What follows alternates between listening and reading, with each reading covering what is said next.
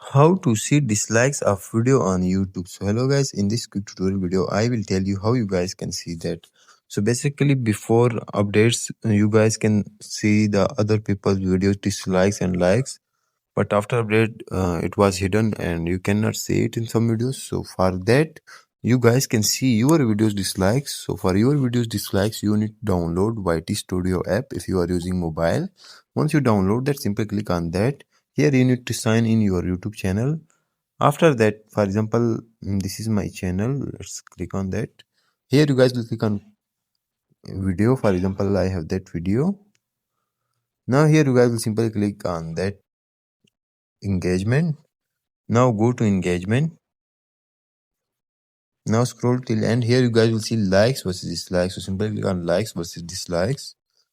Here you guys will see likes and dislikes of video. So that's how you guys can see that. Thanks for watching.